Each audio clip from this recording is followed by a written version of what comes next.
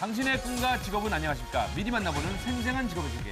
길을 찾는 여러분께 그 해답을 드립니다. 랭킹쇼 자, 위클리!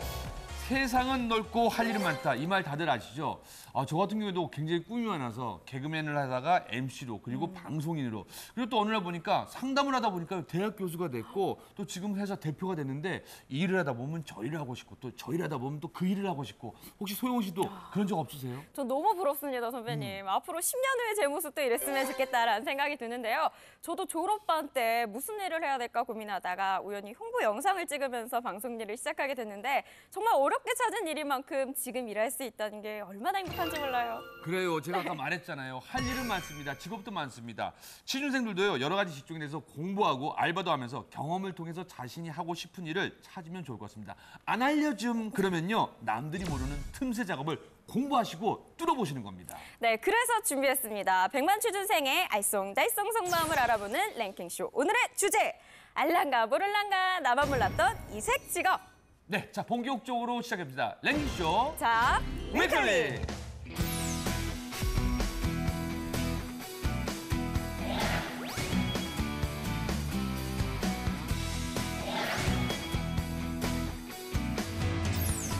오늘도 한정현, 최윤수 학생 나오셨습니다. 반갑습니다. 반갑습니다. 안녕하세요. 그리고 오늘도 우리 취업 주치, 취업 컨설턴트 우리 박우식 대표 나오셨습니다. 반갑습니다. 안녕하세요. 커리어웨이 박우식입니다. 네, 박 대표님은 이제 수많은 이직 끝에 적성에 딱 맞는 취업 네. 컨설턴트라는 좋은 직업을 가지셨잖아요. 네. 근데 만약에 또 이직을 할 수 있다면 갖고 싶은 직업이 있으신가요?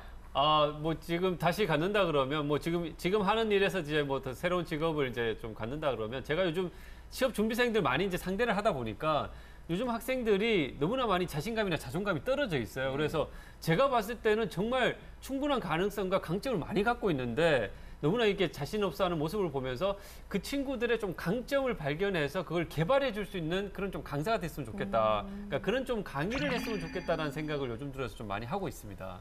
그런데 요즘에 참 젊은 분들도 직장을 이렇게 두세 번씩 바꾸신 분들은 참 대단한 것 같은데 중요한 건요. 직장 선택하기가 그렇게 쉽지가 않습니다. 근데 만약에 우리가 잘 모르는 직업들이 많다고 하는데요. 우리 두 분 같은 경우는 이색 직업 어떤 거에 도전하고 싶으세요? 저는 결혼식 하객 알바라는 직업이 있다는 걸 알고 신선한 충격을 받았었는데요. 꼭 한 번쯤 해보고 싶은 이색 직업이에요. 왜 도전하고 싶으세요? 뭔가 시급도 셀 것 같고 일이 좀 쉬울 것 같아서 성격이랑 잘 맞을 것 같아서 해보고 싶어요. 네, 혹시 뭐 먹는 걸 좋아하시나요? 먹는 것도 좋아하고 호응도 네. 잘할 수 있어서요. 네. 그러시군요. 네. 저 같은 경우에는 뭐 얼마 전에 무한도전에서 나왔었는데요. 네. 유리창 닦는 알바. 알바가 아니라 직업이라고 하더라고요. 유리창을 진짜 63층까지 올라가가지고 닦고 내려오고 하는데 되게 재밌을 것 같아 보여서 한번 해보고 싶다는. 고소공포증 없으세요? 네? 고소공포증. 아니요, 뭐 딱히 없는데 근데 저 약간 해보면 재밌지 않을까. 다른 사람들 다 안 해보는 뭔가 특별한 직업 같아서 한번 해보고 싶다는 생각이. 윤서 씨는 겁이 참 없어 보여요. 부럽습니다. 주로 산악 훈련하시는 분들이 그러니까 또 다른 세컨 잡으로 그런 일을 많이 하시는데 그럼 나중에 에베레스트 산도 등정하는 겁니까? 네. 한번 기회가 된다면 한번 해볼게요. 네, 저희가 꼭 취재하겠습니다. 자, 이 취준생들이 도전할 만한 앞으로 5년 후를 내다보고요. 전망 좋은 이색 직업을 소개할까 합니다. 여성가족부와 경기도가 운영하는 온라인 경력 개발센터 꿈날개에서요. 오늘 랭킹 차트를 소개할까 합니다. 취준생이 도전할 만한 이색 직업 어떤 것들이 먼저 있을까요, 박 대표님? 한번 상상해 보세요. 저는 지금 앞으로 이런 직업이 좀 생겨나지 않을까라는 생각도 하는데 이게 여가 컨설턴트. 여가 컨설턴트. 예, 요즘 이제 뭐 주 5일 근무다 자기 휴가를 어떻게 잘 보낼 것인가 이런 거 고민하시는 분들이 많은데 막상 이제 어떤 식으로 자기가 여가를 보내야 될지를 잘 모르시는 분들이 의외로 많은 것 같아요. 그래서 그런 분들한테 본인의 어떤 취향이나 이런 것들을 좀 파악해서 그 사람에게 알맞는 여가들을 추천해주는 네. 예, 그런 좀 직업이 뜨지 않을까라는 생각을 해봤습니다. 우리 오소영 씨 같은 경우에는 저는 조금 알아보니까 이 워터 소믈리에라는 직업이 있더라고요. 그런 게 있어요? 네, 요즘 조금 생수 시장이 발전을 하면서 이 물의 종류나 맛도 감별을 할 수 있다라는 그런 좋은 직업이 있는 것 같은데 물에 대한 전문 지식이 있다. 조금 메리트 있지 않을까요? 괜찮을 것 같아요. 만약에 그러면 정현 씨는 만약에 하나를 더 꼽는다면 네, 이색 저도 직업. 알아봤는데 신기한 직업 직업이 있었어요. 사료 테스터라는 직업인데요. 말 그대로 사료를 맛보고 냄새까지 사료요? 피드백을 네, 사료요. 네. 저는 이게 사람이 한다는 게 너무 독특해서 이색 직업이라고 네, 생각해요. 개인이나 이제 기업의 평판을 평가하고 막 악성 댓글 같은 거를 관리하고 하는 그런 직업이 있더라고요. 네. 그게 사이버 평판 관리자라고 해가지고 그런 직업이 있었는데 꼭 해보고 싶어요. 악성 댓글 다는 사람들 처벌하고 그런 거 해보고 싶어요.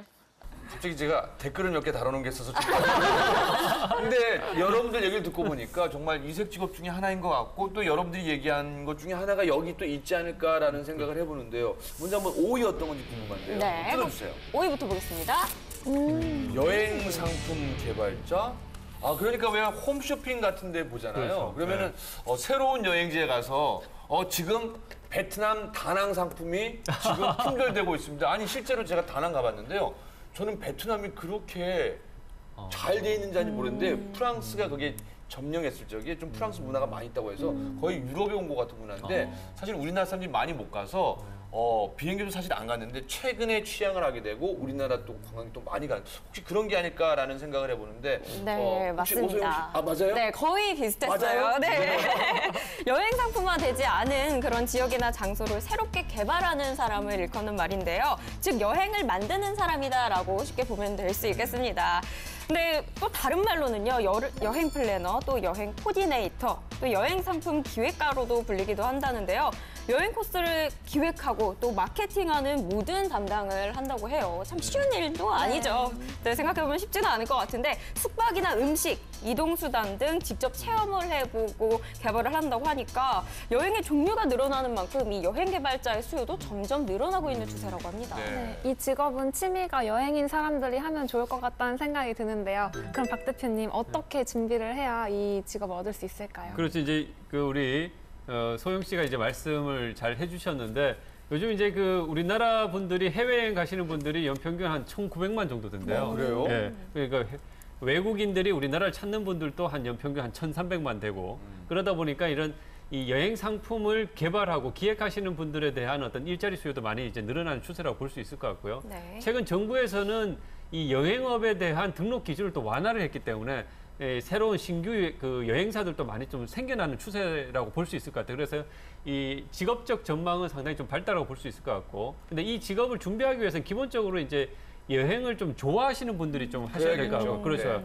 그러니까 여행을 많이 다녀보시고 여행지를 다니는 것을 좀 즐겨 하시는 분들이 기본적으로 맞을 거고요. 그다음에 두 번째는 아무래도 이제 해외의 어떤 여행 상품들을 개발해야 되는 일을 해야 되다 보니까 이 외국어 구사 능력이 또 필요할 부분이라고 볼 수 있을 것 같아요. 그래서 이제 어학 능력 같은 것들도 좀 신경 써서 갖춰놓을 필요가 있지 않을까라는 생각이 듭니다. 네. 혹시 두 분은 생각해 본 적 없으세요? 근데 저도 듣는데 굉장히 솔깃한 그런 직업이에요. 여행은 모두가 항상 가고 싶은 그런 꿈 같은 거잖아요.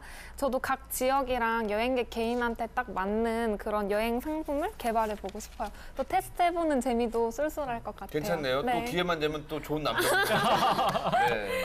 저 여행 코스를 만들 때 직접 경험해보고 그거를 만든다고 들었어요. 근데 이제 그게 되게 매력적으로 보였고 저희가 동아리에서도 이제 컨택을 했을 때 모두 투어 다니시는 분을 만나 뵙고 얘기한 적이 있는데 여행 상품 개발하시는 분을 만났었는데 되게 여러 가지 직접 체험해보고 뭔가 주체적으로 자기가 하고 싶은 거를 되게 기획해서 막 하는 그런 것들이 되게 흥미로워 보였었어요. 괜찮네요. 네, 그래서 실제로 하나투어 여행 상품 개발자로 일하고 있는 MD 얘기를 들어봤는데요. 입사 후 줄곧 동남아 지역을 맡으면서 싱가포르, 필리핀, 인도네시아, 대만 등 유명 여행지를 다 돌아다닌다고 괜찮네요. 해요. 네, 여행도 가고 돈도 벌고 너무나 부럽다는 생각이 드는데 하지만 조금 애로점도 있다고 합니다. 호텔, 항공편, 식사, 장소, 관광지, 물색 등을 통해서 이 여행 상품을 기획하고 개발하는 일뿐만 아니라 출발 전에 고객 상담이라든가 또 여행지에서의 안전관리 참 중요하잖아요. 안전관리와 사후 고객 관리까지 책임져야 하니까 뭐 휴일 주말에도 상관없이 항상 대기조라고 해요. 그러니까 오히려 결혼 안 한 싱글들은 괜찮을 수 있는데 네. 결혼해서 혹시 뭐 남편이나 아내가 있거나 아이들이 있는 건 가족들이 좀 되게 싫어하는 직업이 맞아요. 것 같은데요.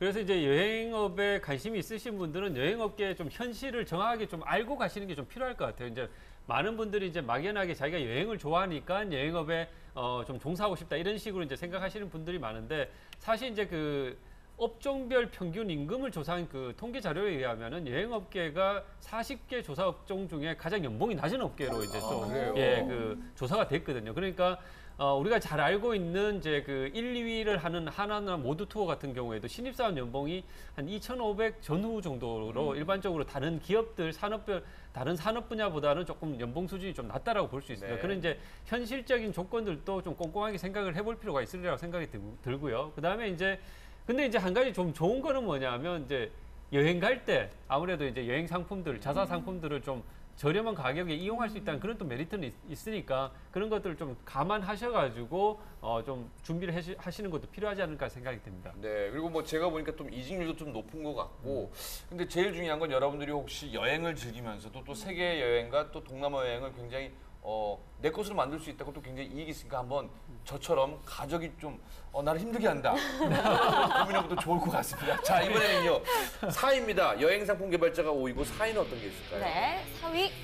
짜잔! 오. 반려동물 관리사. 아니 제가 최근에 뉴스를 보니까요. 애완견이랑 우리 고양이를 키우는 분들이 이제는 1,000만이 넘어서 그러니까 국민 5명 중에 1명이거든요. 저 같은 경우에도 뭐 반려동물을 너무 좋아하는데 다들 뭐 강아지, 고양이는 다들 좋아하시지 않나요?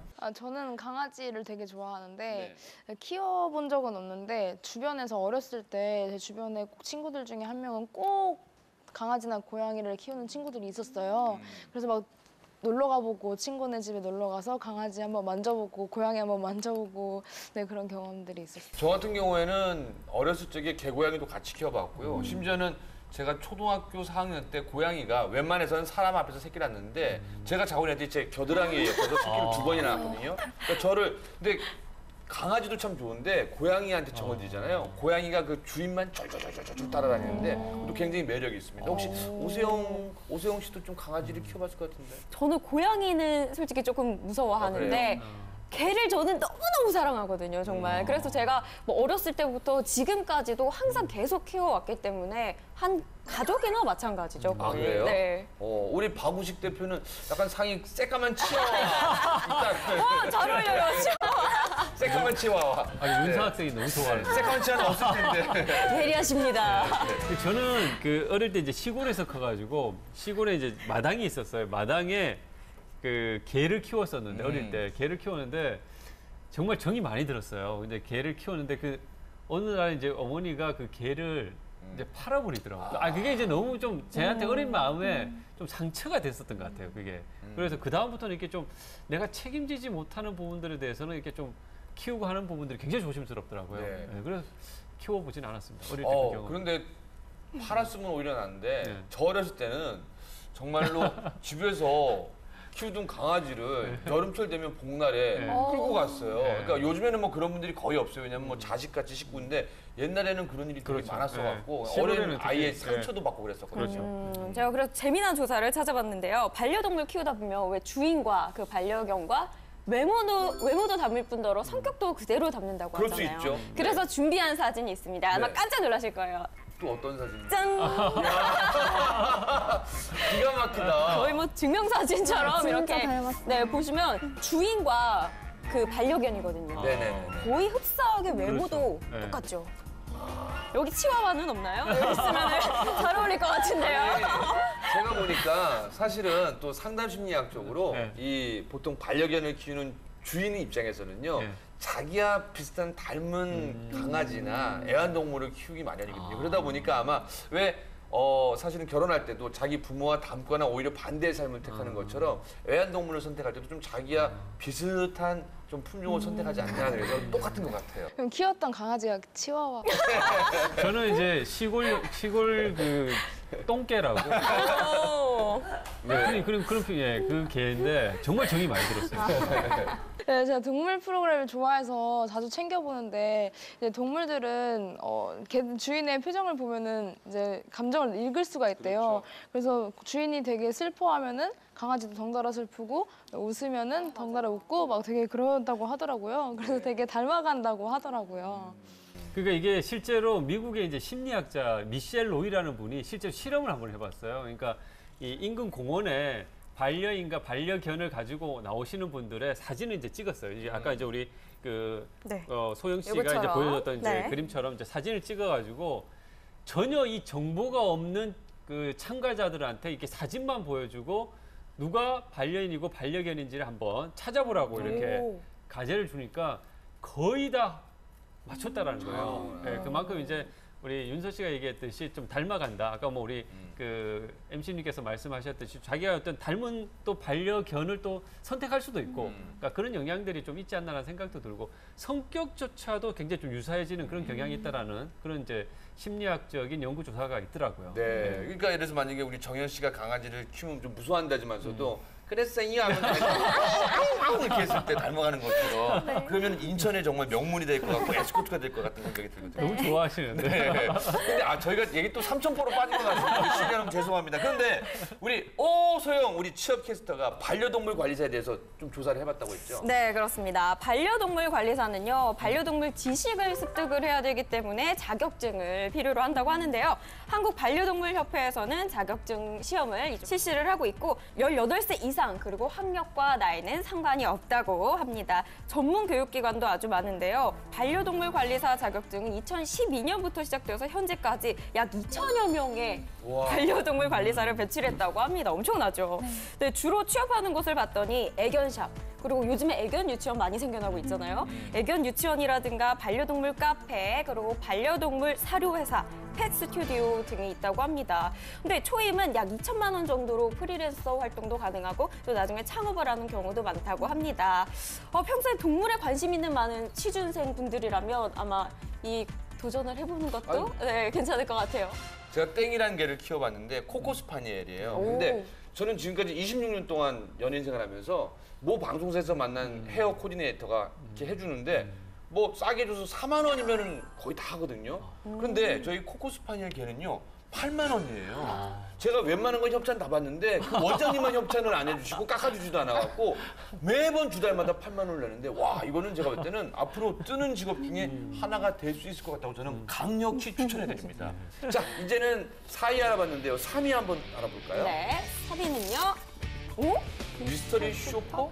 독특한데요? 요거는 좀 우리 박우식 대표님이 조금 좀 설명해 주셔야 될 것 같아요. 미스터리 쇼퍼 네. 좀 그 생소할 수 있는데요. 네. 이제 뭐 옛날에 우리가 암행어사 제도 아시죠? 네. 이제 암행어사들이 이제 그 뭔지 중앙정부에서 알겠다. 중앙정부에서 이제 지방 뭐 행정관청에 이제 파견해서 정말 제대로 그쪽에 이제 뭐 잘 다스리고 있는지 이런 것을 이제 뭐 점검하는 역할을 했었던 분들인데 미스터리 쇼퍼 같은 경우에는 이제 고객 접점에 있는 여러 산업 분야들 있잖아요. 뭐 이제 백화점이라든가 외식업체, 요즘 뭐 금융이나 은행, 뭐 이런 쪽 같은 경우에는 고객 서비스가 굉장히 중요하다 보니까 이게 우리 회사의 어떤 여러 가지 서비스들이 현장에서 제대로 이루어지고 있는지를 꾸준히 기업 입장에서 모니터링 해야 되겠죠. 그래서 그런 부분들을 본사 직원들이 직접 가서 이제 그 점검하는 경우도 있지만 그렇게 본사 직원들이 직접 가서 점검했을 때는 조금 형식적으로 그칠 가능성도 많기 때문에 정말 고객인 것처럼 가장을 해서 투입을 합니다. 그래서 실제 고객인 것처럼 가서 매장에 가서 실제로 고객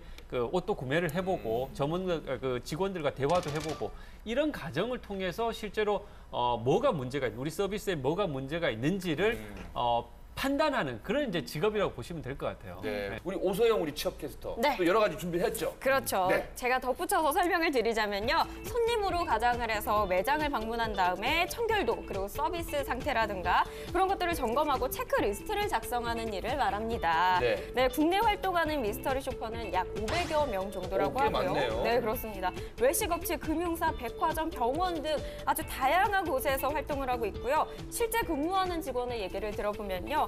마트에 진열되어 있는 모습을 사진으로 찍고 또 체크리스트를 작성하면 건당 6,000원. 괜찮네요. 네, 괜찮죠. 사진 찍는데도 5분에서 10분 정도 걸리고요. 하루 4군데 정도를 방문을 한다고 합니다. 일반 생활용품 매장도 방문해서 직원이 뭐 제품에 대해서 설명하는 거를 녹음하고 그것도 역시 체크리스트로 작성을 하면 매장당 2만 원이래요. 쏠쏠하죠. 수입이 괜찮아서 이렇게 대학생이라든가 취준생분들이 아르바이트 하기에도 참 좋은 직업일 것 같아요. 사실 이제 이분들이 가가지고 굉장히 주관적 평가를 하는 경우가 간혹 있어요. 이제 뭐 예를 가지 저같이 이제 얼굴이 좀 검으신 분들이 필매직을 일을 하면은 외모가 좀 우리 고급 브랜드에 안 왜 어울리시는 화이트 분이 상품을 화장품인데 그렇죠. 저분은 검은이 그런 평가를 하셔가지고 이제 직원분들이 실제로 스트레스 받아 하는 경우가 또 상당히 많이 있다라는 그런 얘기도 하고 있거든요. 근데 기업 입장에서 이런 미스터리 쇼퍼를 이제 운영하는 것은 상대적으로 저렴한 비용으로 우리 회사의 어떤 개선점이라든가 고객들의 불만 사항들을 정확하게 파악할 수 있다는 그런 용이한 점이 있거든요. 그걸 통해 가지고 서비스를 개선하고 브랜드 이미지를 개선하고 이런 이제 역할들을 이제 지속적으로 해나갈 수 있기 때문에 이 제도를 적극적으로 기업에서는 많이 도입해서 운영하고 있고 최근에는 뭐 은행이나 금융권에서도 많이 지금 도입하고 있는 상황입니다. 네. 사실은 현장에서 일하는 직원들 입장에서는 정말 암행어사 같이 정말 네. 굉장히 골치 아픈 사람들이에요. 근데 이게 고객들을 위한 서비스로 또 회사에 뭔가 좀 더 나은 서비스를 낸다면 좀 일정 부분 좀 필요하다고 또 생각하는 사람이 또 한 명입니다. 자, 그러면 이제 후끈 달아오른 열기를요, 또 잠시 쉬어가겠습니다. 매주 일요일에 만나는 코너입니다. 취준생들에게 정말 폭발적인 인기. 이분 CF 하나 찍을 것 같습니다. 우리 취업생들의 궁금증을 풀어줄 우리 취업 주치. 박쌤에게 물어봐. 우리 박쌤 코너. 네, 준비되셨습니까, 오늘도요? 네, 반갑습니다. 뭐든지 물어봐 주십시오. 속 시원하게 답변 드리겠습니다. 오늘도 기대가 됩니다. 우리 또 취준생들이 어떤 질문을 드렸을지 정말 기대가 되는데요. 자, 첫 번째 질문입니다. 네, 안녕하세요. 인천에 사는 21살 대학생 조민호라고 합니다. 가끔 어른들께서 취업에 관한 얘기를 해주실 때면은 대학생활 열심히 하라 이렇게 말씀을 하시는데요. 그 중에서는 학점 관리에 대한 내용도 있었던 것 같습니다. 근데 제가 아직 취업과 거리가 멀어서 학점 관리에 대한 중요성에 대해서 잘 깨닫지 못하고 있는데요. 그래서 이렇게 질문하고 싶습니다. 박쌤, 학점 관리 얼마나 중요한가요? 알려주세요. 박쌤, 학점 관리 얼마인가요? 알려주세요. 네. 그 아직 질문하시는 학생이 아직 좀 이제 저학년인 것 같은데 이제 대학 생활은 기본적으로 저는 세 가지가 준비가 돼야 된다고 생각합니다. 첫 번째는 뭐냐면 이 인간관계를 잘 맺어야 돼요. 그러니까 여러분들이 이제 학교에서 맺는 이제 교우 관계나 선후배 관계 이런 것도 굉장히 여러분들의 성장이 중요하다는 거 말씀을 네. 드리고요.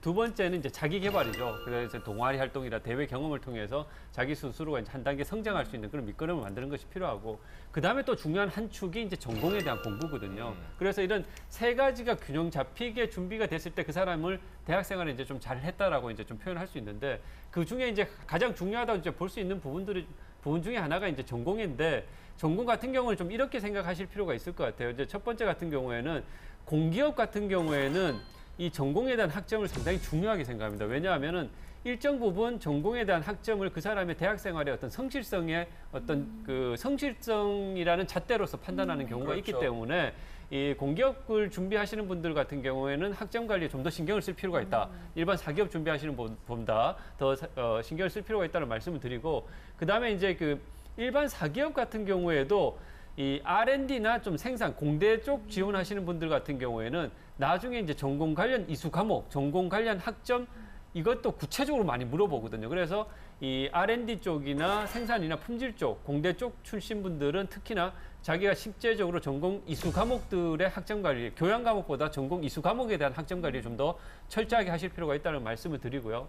그 외에 다른 분들 같은 경우에는 다른 전공자들 같은 경우에는 기본적으로 저는 이제 그 학교 생활의 성실성을 측정하는 측면에 있어 가지고는 최소 이제 그 한 3.5 내외 정도면 가장 이제 좀 뭐 대학 생활을 그래도 학과 학과 전공 공부를 좀 충실하게 했다라고 저는 판단을 하기 때문에 네. 그 정도 수준은 이제 유지하는 것이 좀 필요하지 않을까라는 생각이 듭니다. 네. 조금 더 팁을 드린다면은 저도 이제 대학원 갈 때 보면요. 가장 기본적으로 보면은 석사는 학사 성적 증명서를 떼와야 되고 박사는 또 석사의 성적 증명을 떼야 하는데 물론 이제 창의적인 직업을 제외한다면은 모든 웬만한 직업에서는요. 여러분들이 어떻게 생활하는지를 잘 모릅니다. 그러니까 여러분의 말만 통해서 알 수 있는데 근데 그 성적표는요. 여러분들이 4년 동안 또 2년 동안 어떻게 제대로 지낸지를 가장 기본되는 척도가 되니까 조금 더 챙기시는 것도 괜찮을 것 같습니다. 자, 박쌤 훌륭하십니다. 네, 아유 감사합니다. 이럴 때마다 저는 깜짝깜짝 놀라요. 아, 정말 대단하신 분이구나. 자, 좋습니다. 그럼 두 번째 질문 한번 공개하겠습니다. IT 기업에 취업하려고 하는데 IT 기업은 신입도 경력을 되게 많이 보시더라고요. 그래가지고 그 경력에 대해서 어떻게 준비해야 될지 그런 게 많이 궁금합니다. 네. 어떻게 준비하면 좋을까요? 그러니까 이제 뭐 IT 관련 이제 왜 기업에서 과연 경력직을 선호하느냐, 경력이 있는 사람들을 선호하느냐.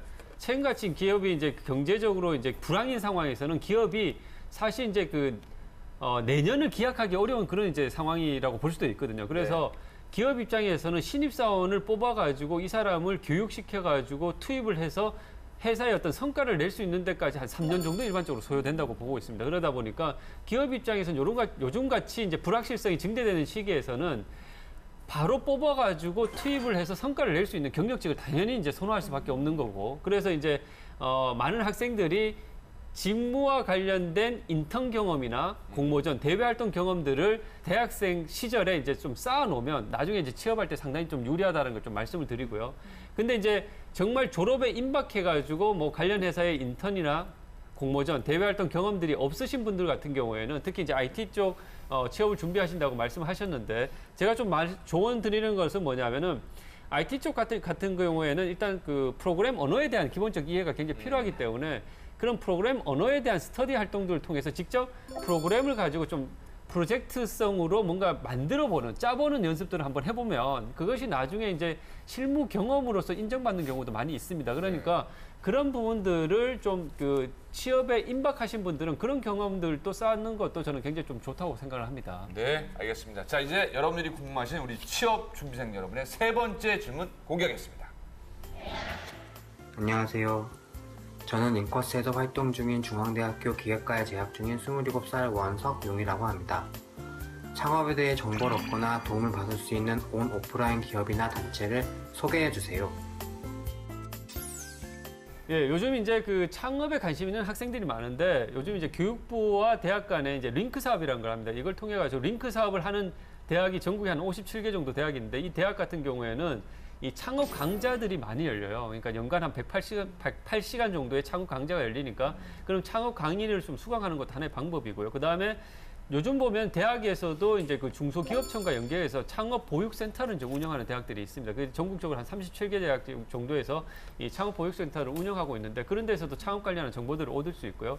요즘 이제 온라인 같은 경우에는 온라인에서 창업 관련한 정보를 얻을 수 있는 대표적 사이트가 뭐냐면 이 로켓펀치라는 사이트. 그건 이제 스타트업을 이제 하시는 분들이 실제로 뭐 채용 관련한 여러 가지 인력 구인과 관련된 그 정보들을 이제 교환하는 그런 사이트고, 그다음에 이제 데모데이라고 스타트업 관련한 여러 가지 정보들을 제공하는 그런 사이트가 있습니다. 그다음에 이제 그 플랫텀이라고 스타트업 전문 미디어 채널이 있어요. 그러니까 이런 사이트를 좀 활용해서 정보를 얻는 것도 좀 필요하고, 그다음에 이제 정부 쪽에서 이제 운영하는 것은 이제 K 스타트업이라는 이제 사이트가 있어요. 여기서도 이제 여러 가지 정부에서 지원하는 여러 가지 그 제도나 정보들을 이제 가르쳐주는 그런 사이트라고 볼 수 있고요. 그다음에 민간에서 운영하는 이제 오프라인 같은 민간에서 운영하는 이제 창업 지원 프로그램 같은 경우는 팀스 제도라는 게 있습니다. 그다음에 이제 은행 쪽에서 창업 지원하는 부분들, 은행 창업 지원 재단이라고 있어요. 여기서도 이제 창업 관련해서 여러 가지 프로그램을 운영하고 있기 때문에 이것도 좀 참고해 보시면 도움이 될 것 같고요. 그다음에 제가 지난 시간에 좀 말씀드렸듯이 정부에서 지원하는 여러 가지 창업 프로그램들이 있습니다. 그것을 좀 참고해 보시는 것도 필요하리라고 생각이 됩니다. 이제 막 도움을 주는 이제 그런 사이트나 그런 기관들이 많이 있다는 건 들었는데, 약간 재정적으로 지원이 되는 그런 기관도 아까 말씀하신 그런 기관에서 재정적으로도 지원. 그렇죠. 이제 뭐 그 은행권 청년 창업 재단 같은 경우에도 여기서 이제 그 대학생들 창업 관련해서 여러 가지 프로그램들을 운영하는데, 여기서 이제 그 창업 그 대회 같은 것들을 운영하는 데가 있어요. 여기서 이제 참여를 해가지고 사실 이제 자금 지원을 받는 부분들도 있고, 그다음에 이제 창업 지원 센터를 운영하는 그런 학교 같은 경우에는 그 안에서 이제 자금 지원도 이루어지고 아니면 엔젤 투자자들과의 연계 같은 부분들도 좀 도와주는 부분들도 있거든요.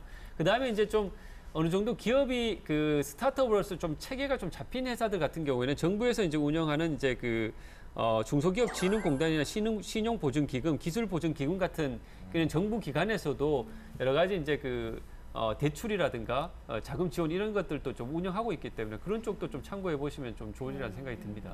네, 그리고 제가 이렇게 각 학교에 가서 보통 특성화 대학 가서요, 나중에 창업 컨퍼런스가 있는데 그 정부 관련해서 꼭 시상을 하는데요. 제가 봤는데 와, 어마어마하더라고요, 창업 지원이. 그러니까 여러분 학교에 좀 알아보고 창업센터가 있는지 또 특성화 대학인지 아닌지 그것도 한번 꼼꼼히 체크하는 것도 좋을 것 같습니다. 네. 우리 박수 한번 부탁드리겠습니다. 예. 가운을 괜히 입으신 게 아닌 것 같아요. 박쌤 감사합니다. 아유, 감사합니다. 네, 역시 우리 주치답습니다. 자, 이어서요, 우리 5242-3이 알아봤는데 이색 직업, 취준생이 도전할 만한 이색 직업 어떤 게 있을까? 이제 두 개가 남았는데 이 한번 열어볼까요? 짜잔. 큐브 레이더. 말도 어렵습니다. 쉽게 커피 감별사라고 하는데 요런 직업 방송에서 본 것 같은데 어떤 네. 직업 좀 설명 좀 부탁드릴게요. 그러니까 이제 여러분들 커피 나무를 보면 커피 나무가 네. 이제 자라서 이제 열매를 맺으면 그 열매 안에 씨앗이 2개가 있어요. 네. 그걸 이제 우리가 생두라고 하거든요. 네.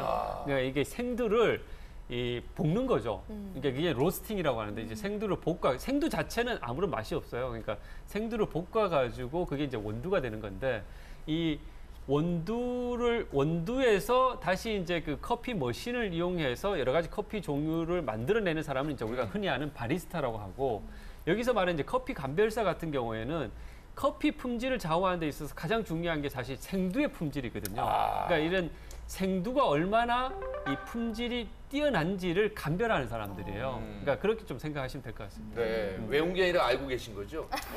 준비한 거죠. 정확했습니다. 예. 아니 왜냐면은 예. 저도 솔직히 26년 동안 방송을 하면서 웬만한 취업 질문에는 모르는 게 없는데 여기 4번, 5번까지는 괜찮은데 3번, 2번은 조금 헷갈리는데 좋은 정보 감사합니다. 예. 네, 그렇죠. 근데 우리나라 사람 1인당 하루 커피 소비량을 보니까 1.8잔이라고 하는데 네. 저도 최근에 커피를 배운 사람으로서 한 기본적으로 2-3잔 이상씩은 마시는 것 같거든요. 다들 하루 몇 잔씩 드세요? 저는 하루에 한 잔은 먹는 것 같아요. 오. 네, 한 잔.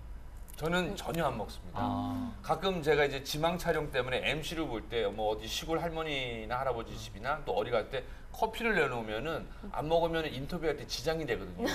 저놈의 녀석이 우리 집을 무시하나 보다. 그래서 그런 것 때문에 1년에 그 다방 커피 딱 한 잔 외에는 거의 커피를 안 먹는 게 사실은 제가 강원도 영월 총구석에서 살아갖고 제가 어디 커피를 못 먹어봤어요. 그래서 지금도 커피를 먹으면 좀 맹숭맹숭하고 뭐가 좀 밋밋해요. 예. 네네네네.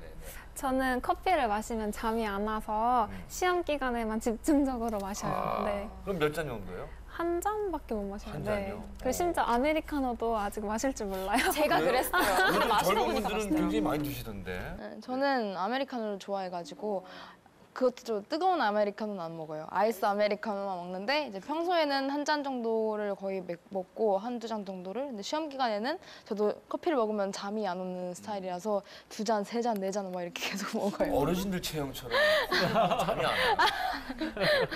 아까 그 큐그레이더라고 했잖아요. 네. 이런 것도 자격증이 있는 거예요? 아니면 그냥 자격증 없이 그냥 자기가 전문가라고 얘기하는 거예요? 그러니까 이제 이게 미국 그 스페셜 커피 협회라는 곳에서 이게 그 교육을 진행하는 부분들이 있어요. 그 교육을 이수하면 품질 감별사라는 이제 수료증을 주고 있습니다. 네. 그러니까 우리나라에서도 이것과 관련된 교육기관이 좀 있고요. 그래서 우리나라에서도 이 교육기관에서 이제 그 교육을 이수해서 이쪽 관련해서 종사하시는 분들이 한 200여 분 된다고 합니다. 네. 그런데 이제 앞으로 이제 뭐 커피 같은 경우에는 굉장히 이제 산업적으로도 많이 성장해 나가고 있는 상황이기 때문에 이 직업적 전망이 또 밝다고 볼 수 있을 것 같고요. 네. 실제로 이 커피 감별을 하시는 분의 좀 인터뷰를 보면 이 사람이 얘기하는 거는 정말 커피를 좋아하고 커피를 많이 먹어봐야 된다는 얘기를 하더라고요. 네. 그러니까 그만큼 경험의 중요성을 좀 많이 강조했다라는 거 좀 참고하시면 좋을 것 같다는 생각이 듭니다. 네, 아니 제가 한 뉴스를 보니까요. 오히려 뭐 미국이나 유럽보다도 우리나라가 지금 국민 한 분이 드시는 커피 수가 굉장히 많고 네. 커피 매장 수도요. 오히려 그걸 뛰어넘었다고 합니다. 그러니까 땅의 규모나 국민의 규모에 비해서는. 또 다른 정보 있습니까, 오세영 씨? 자, 이쯤에서 그럼 이 저희 취업캐스터 소영이가 준비한 별별 내기 콕 들어가겠습니다. 네, 나라별 다양한 이색 직업을 소개를 하자면요. 영국에는 강아지 산책을 도와주는 강아지 산책 도우미가 있대요. 선진국이니까 이런 거 있을 수 있어요. 네, 보통에 한 달 190마리 정도 산책을 시킨다고 하는데 연봉이 4,800만 원. 이건 정말 강아지를 정말 좋아해야 돼. 저 같은 사람이 하면은 돈도 벌고 강아지랑 함께 시간도 보내고 참 좋을 것 같아요. 네, 일본에는 냄새 판정사라는 직업이 있는데요. 악취가 나는 변기, 또 뭐 천장, 배수관 등을 직접 코를 대서 냄새를 맡고 이 냄새를 찾아주고 건당 500만 원이나 합니다. 또 이뿐만 아니라 이 냄새를 찾아주는 냄새 판정사는 국가 공인 자격증도 있다고 그래요? 하고요. 네, 그럼 이쯤에서 중국에서 취준생들에게 가장 인기 있는 직업은 뭘까요? 맞춰보세요 한번. 중국이 요즘 갑자기 성장하고 있으니까 저거 이색 직업이니까 그 부자들 여성들의 옷을 대신 사주는 거예요.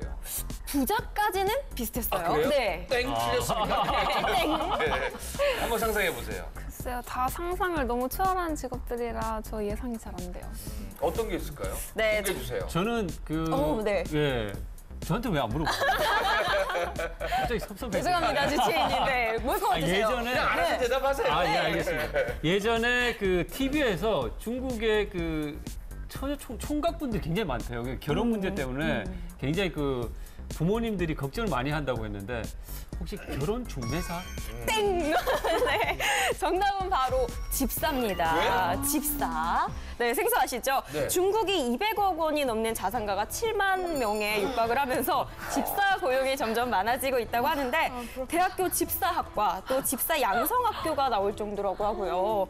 또 연봉이 5천만 원에서 1억이래요. 야, 갑자기 무슨 집사인데 연봉이 1억이라는 얘기가 갑자기 막 콕하고 싶은데. 그쵸, 엄청나죠. 네. 이 외에 도구 요가사 그리고 물고기 개사던 이거 정말 있을까 한 직업인데 겨드랑이 냄새 감별사가 있대요. 네. 또 이뿐만 아니라 인도에는 귀청소부가 실제로 존재하는 직업이라고 합니다. 다들 좀 어떤 직업에 관심이 가세요? 저는 당연히 집사 연봉을 듣고 되게 혹했어요. 사실 1억! 네, 사대 초년생들한테 이런 연봉 흔치 않잖아요. 그럼요. 네, 저는 중국에 가서 한 집사가 돼야겠어요. 근데 제가 대기업 재벌 2세는 직접 몰라도 좀 친한 친척의 친구는 만나봤거든요. 집사는요, 그 집에서 일어난 일을 절대로 발설하면 안 됩니다. 자신 있습니까? 입이 무거워야 되는 저 거군요. 입만 40kg예요. 가벼운 것 같은데. 네. 저는 아까 이거 냄새를 찾아주는 건당 500만 원 그래서 겨드랑이 냄새. 왜냐면요, 제 코가 그러니까 통찰을 잘하는 사람 오감이 많이 발달돼 있어요. 연예인들이 그래서 음식 같은 것도 좋아해갖고 딱 맡으면은 누가 지금 안 씻었는지 아까 박우식 대표님이 화장실을 갔다 왔는지 안 갔다 왔는지 이걸 다 맡을 수 있으니까 이거 괜찮을 것 같아요. 바로 다 잡아냅니다. 네. 네. 저는 막 여기 인도 귀청소부 들었을 때 저 되게 호기심이 많아가지고 처음 들었을 때 되게 신기한 거예요. 귀청소부 되게 재밌겠다. 한번 해보고 싶네요. 그럼 끝나고 저희 한 번씩. 그거 좋은 방법이에요. 귀청소부도 있는데 뭐 코 청소부나 아니면 구멍만 다 청소부. 되게 엽기적이신 것 같아요. 네. 자, 좋습니다. 그러면 저희가요, 이 5위2에서 좀 여러분에게 좀 재미난 또 유머도 한번 섞어봤는데요. 그럼 마지막 1위입니다. 우리 취준생들이 도전할 만한 이색 직업 1위는 뭡니까? 네, 대망의 1위는 짜자잔. 조주 조주 기능사. 그러니까 술을 제조하는 거. 이거 또 참새가 방앗간 못 잡아가고 딱 하자. 괜찮은 것 같은데.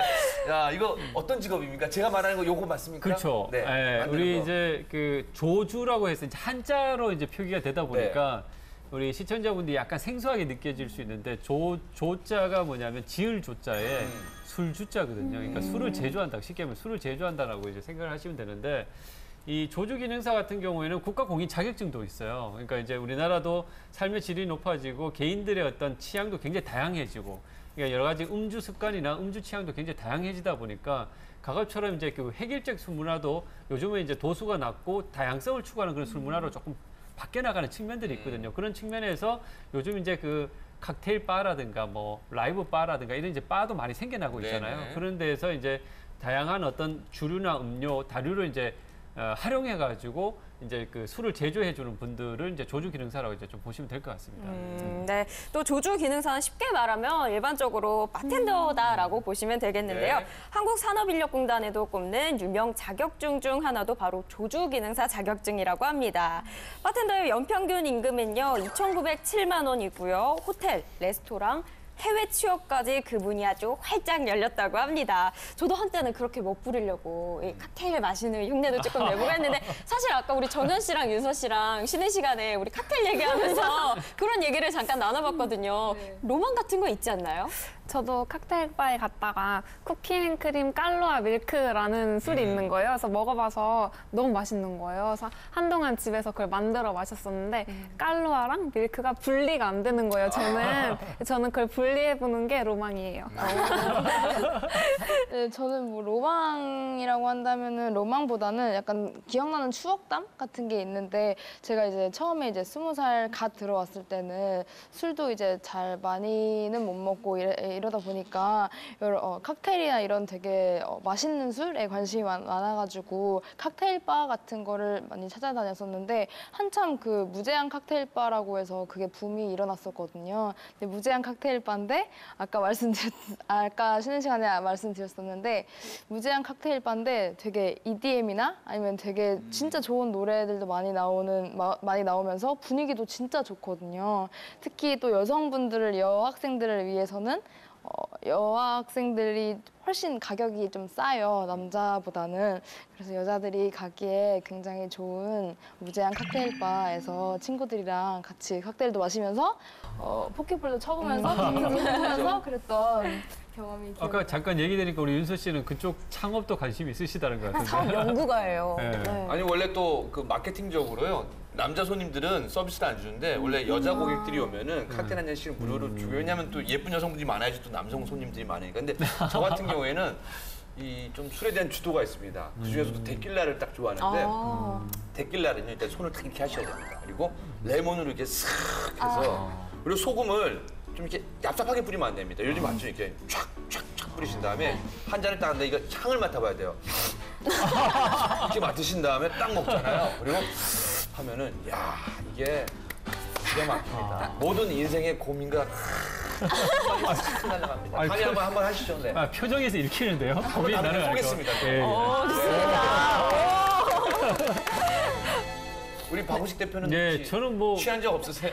좀 많이 취하죠. 네, 많이 취하는데 뭐 칵테일에 관한 추억은 없고요. 저희는 이제 뭐 워낙 이제 그 시골에서 크다 보니까 깡소주에 새우깡 뭐 이런 그런 문화가 많이 이제 있어가지고 이제 나발로 마신다고 하죠. 네네네네. 소주 막 원샷 하고 옛날에선 제가 뭐 깨보니까 역전 광장 시계탑 밑에서 제가 자고 있더라고요. 네, 우리 취준생 예. 그냥 멈추겠습니다. 네, 저런 어른은 되지 마시고요, 여러분들 열심히 하셔갖고 취업 꼭 하시길 바라겠습니다. 네, 이렇게 이색 직업에 대한 다양한 얘기를 나눠봤는데요. 자, 그리고 다음 코너입니다. 우리 취준생 여러분과 함께 또 부모님들을 위한 정말 희망의 메시지, 힐링의 시간입니다. 어제에 이어서요.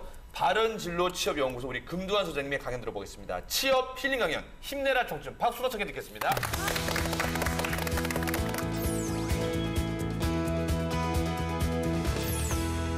안녕하세요. 진로 설계 전문가 금두한입니다. 지난주에 이어서 오늘은 두 번째 시간 진로에 대한 이야기를 풀어보도록 하겠습니다. 속도보다 중요한 방향성에 대한 이야기 지금 시작합니다. 자, 오늘의 주제입니다. 3포 세대 사라진 꿈을 묻다 그 2부 대학의 배신에 대한 이야기입니다. 학교는 꿈을 찾는 방법을 알려주지 않는다는 주제로 이야기를 시작하겠습니다. 자, 취업만 하면 끝이 날 줄 알았습니다. 자, 무슨 말이냐? 지금 여러분들 당장 눈앞에 취업이 가장 걱정일 것이지만 취업을 한 뒤에도 사실 답을 찾기가 어려운 게 지금의 현실입니다.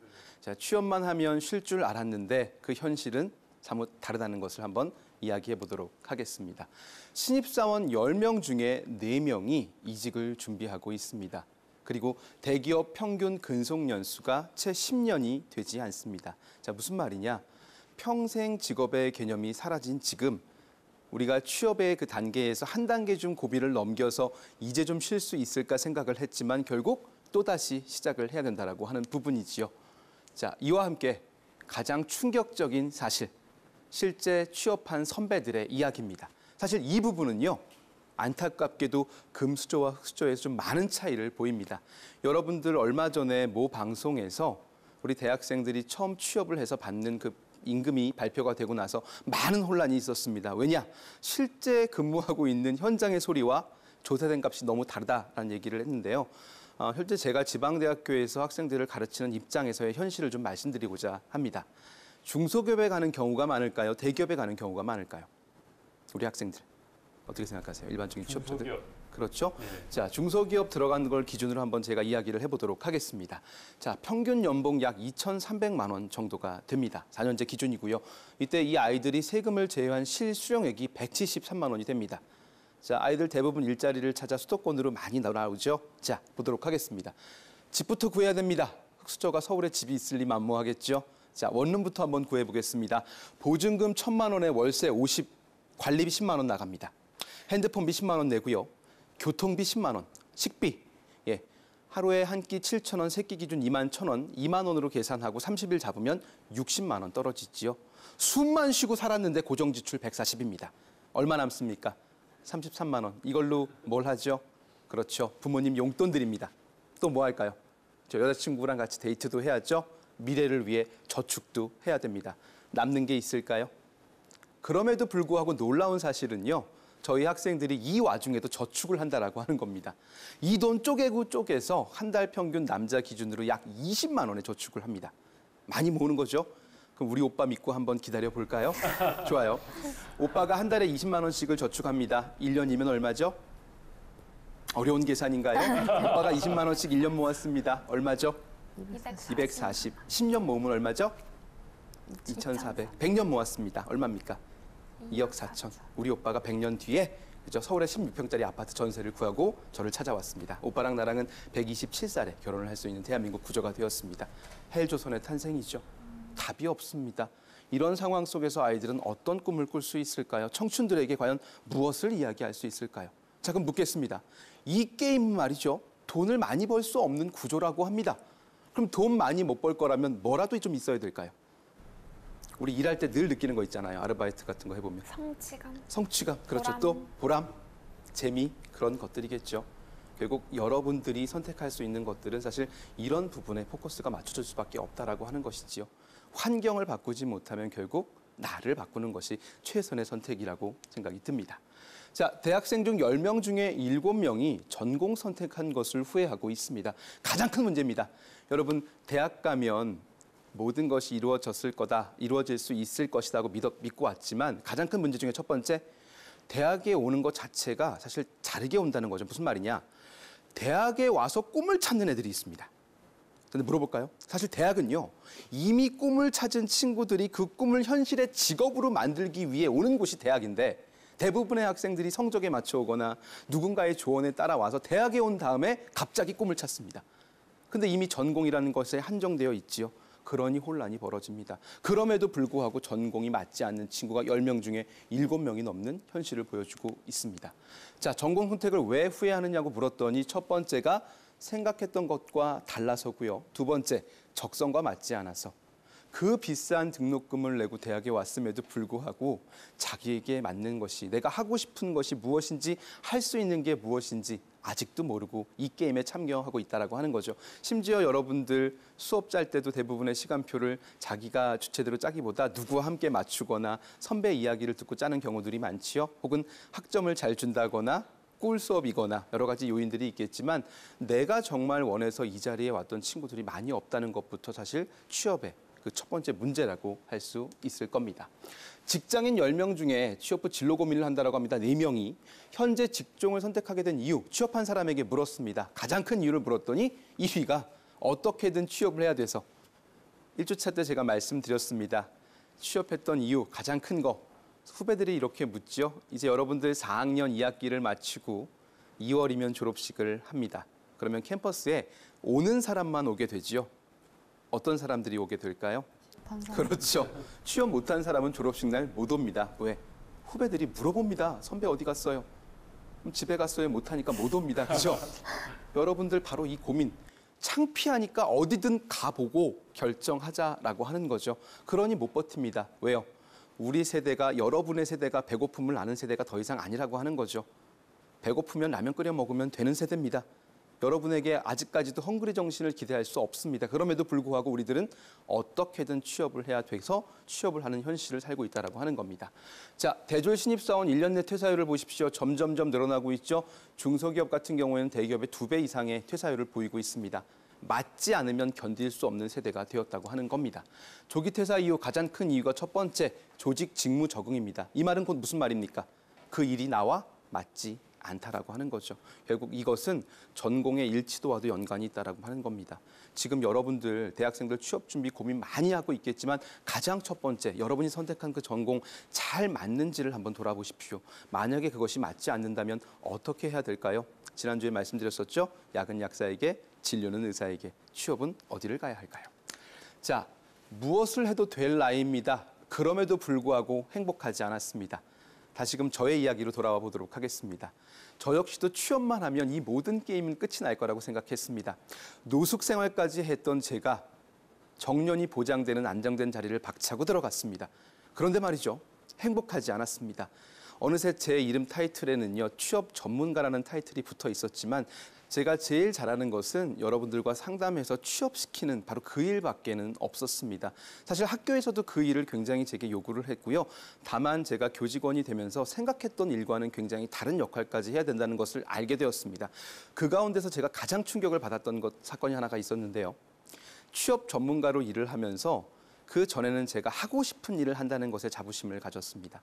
그런데 학교에서 주어지는 역할 중에 하나가 취업률이라고 하는 것을 유지시켜야 되는 책임감이 있었습니다. 어떤 일이 벌어졌냐면 저는 그저 여러분들을 상담해서 하루빨리 취업시키면 되는 더 많은 성과를 내야 되는 사람으로 바뀌어 있었습니다.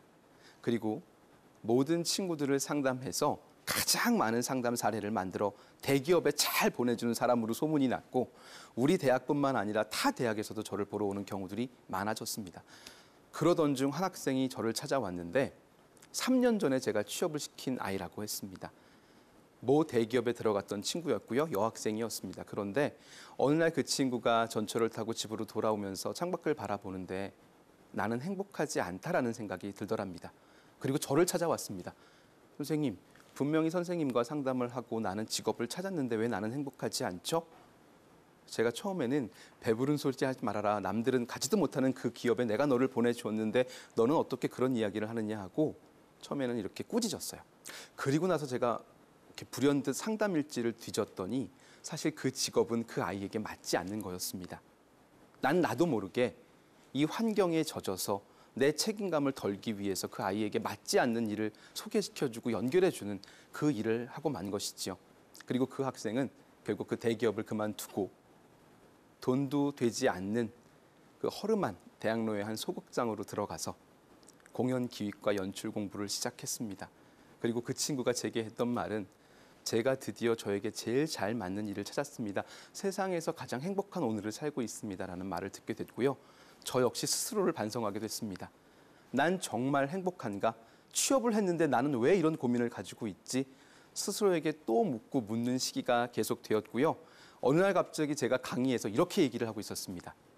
나는 여러분에게 잘 사는 법을 가르쳐 줄 수는 있지만 행복하게 사는 법을 가르쳐 줄 수는 없다. 그러다 보니 제 스스로에 대한 고민을 하게 됐고 저는 결국 본질을 이야기하게 됐습니다. 여러분들 분명히 아셔야 되는 거, 자 뭐냐? 우리는 계속 세상에게 수많은 멘토에게 고기 잡는 법을 배웁니다. 근데 중요한 것은요, 왜 고기를 잡아야 하는가를 깨닫는 일입니다. 여러분들 본질적으로 물어보셔야 됩니다. 내가 왜 취업을 해야 되지? 남들 가고자 하는 저 대기업에 들어가면 과연 그 게임은 끝이 날까? 아니라고 하는 거죠. 자, 우리는요, 훌륭한 눈, 최고의 렌즈를 장착한 카메라를 가지고 있습니다. 그런데 이 눈은 아쉽게도 말이죠. 셀프 카메라 기능이 되지 않습니다. 다른 사람의 모습만 본다라고 하는 거죠. 자, 여러분들 한번 생각해 보십시오. 그 화려한 어떤 스펙을 가진 사람들이 갔던 그 대기업, 정말 당신도 그곳에 가면 행복할 수 있을까요? 본질을 생각하고 준비하셔야 합니다. 내가 왜 취업을 해야 하는지. 자, 그래서 반드시 여러분에게 그 취업 준비의 첫 번째 걸음, 나는 왜 취업을 해야 되는가를 꼭 상기시켰으면 좋겠고요. 자, 결국 저는 주위의 수많은 만류에도 불구하고 그 안정된 직업, 정년이 보장된 교직의 자리를 박차고 나와서 창업을 했습니다. 그런데 한 가지 재밌는 건요. 그 불안감이 가득할 줄 알았던 그 창업, 청년 창업의 그 도전을 하면서 저와 함께 꿈을 꾸는 사람들이 많아졌다라고 하는 거죠. 전 잘 몰랐습니다. 저와 같은 꿈을 꾸는 사람들이 제 곁에 있다는 것을. 그 중에 한 가지가 제 사촌 동생이었습니다. 개그맨을 하고 있던 제 사촌 동생, 저와 같은 흙수저를 물고 태어났던 제 동생도 그 어려운 환경 속에서 개그맨이라는 꿈을 이뤄냈다는 것을 제가 잊고 있었다는 거죠. 그래서 동생과 함께 손을 잡고서 우리와 같이 개천에서 아직도 용이 날 수 있다는 것을 증명해 보고자 바른진로 취업연구소라는 회사를 만들어 제 두 번째 도전, 창업을 시작했습니다. 그래서 아까 제 직업 소개를 드렸었지만 저는 다양한 직업을 가지고 있습니다. 진로 취업 전문가로서 근무도 하면서 이렇게 여러분 찾아다니면서 어려운 가정의 친구들, 그러다 보니까 대상자가 늘어납니다. 대학생에서 중장년으로 넘어갔다가 탈북 청소년부터 장애 청소년, 학교 밖 아이들까지 이 모든 사람들을 대상으로 교육하는, 그리고 행복한 삶을 사는 제 모습을 찾아냈습니다. 자, 결국 저는 제 스스로에게 열정을 뛰어넘는 확신을 주었고요. 그것은 저의 신념이 되었습니다. 자, 고용에 대해 불안하다고 이야기를 하죠. 다시 한번 말씀드리지만 이제 더 이상 평생 직장은 없습니다. 대신 여러분들 수명이 늘어났죠. 바로 이게 문제죠. 몇 세 시대라고 합니까? 혹시 여러분 알고 계시나요? 100세. 100세 시대라고 알고 계시죠? 자, 그런데 문제는 뭡니까? 여전히 정년 퇴직은 몇 살이죠? 40, 50? 예, 길어야 이제 60세가 저전령이 법정으로 정해져 있고 대부분 40, 50대 잘리게 되죠. 그럼 나머지 인생 어떻게 사실 겁니까? 그렇기 때문에 여러분들은 단순히 기업에 들어가는 것을 마지막으로 생각하지 마시고 전반적인 전체를 보신 후에 설계를 하는 과정이 필요합니다. 자, 오늘 이야기는 여기까지고요. 다음 시간 마지막 3부에서는 그럼 이제 도대체 어떻게 하면 될 것인가에 대한 부분에 대한 말씀을 좀 드릴 거고요. 여러분들께서는 이 진로를 설정하고 취업을 하기 위한 A부터 Z까지의 과정을 사례로서 저와 함께 풀어보도록 하겠습니다. 수고하셨습니다. 감사합니다. 네, 오늘도 좋은 말씀 해주신 우리 바른진로 취업연구소 금관 소장님, 저희요 꼭 보답하겠습니다. 네. 취업으로 보답드리겠습니다. 자, 오늘도 여러분에게 취준생이 도전할 만한 이색 직업하면서 또 다양한 저희가 정보를 드렸는데요. 그래서 오늘 제가 마지막 멘트는요, 이 직장과 직업에 관한 또 유명한 분의 말입니다. 세계 최고의 투자가 워렌 버핏이 이런 말을 했습니다. 지금은 힘들어도 10년 후 좋아질 것 같은 회사, 혹은 지금은 보수가 적지만 10년 후에는 10배를 받게 될 것으로 기대된 회사, 이런 회사는 절대로 선택하지 말라고 합니다. 지금 즐겁지 못하면 10년 후에도 마찬가지일 거라고 합니다. 저도 상당히 공감하는데요. 상담 코칭학에서는 here, 여기부터, now, 지금부터라고 합니다. 여러분의 정말 좋은 직장은요, 아마 나중이 아니라 여러분들에서 지금 좀 더 많은 서비스와 함께 여러분에게 좀 행복을 줄 수 있는 그런 회사가 아닌가 생각됩니다. 혹시 오늘 방송 못 보신 분들은요, 유튜브와 홈페이지에서 저희 방송 다시 보기를 할 수가 있습니다. 오늘 랭키쇼 잡 위클리는요, 여기까지 마치겠습니다. 다음에는요, 더 알찬 소식으로 준비하겠습니다. 여기서 인사드리겠습니다. 고맙습니다. 감사합니다. 짠. 수고하셨습니다. 네, 수고하셨습니다.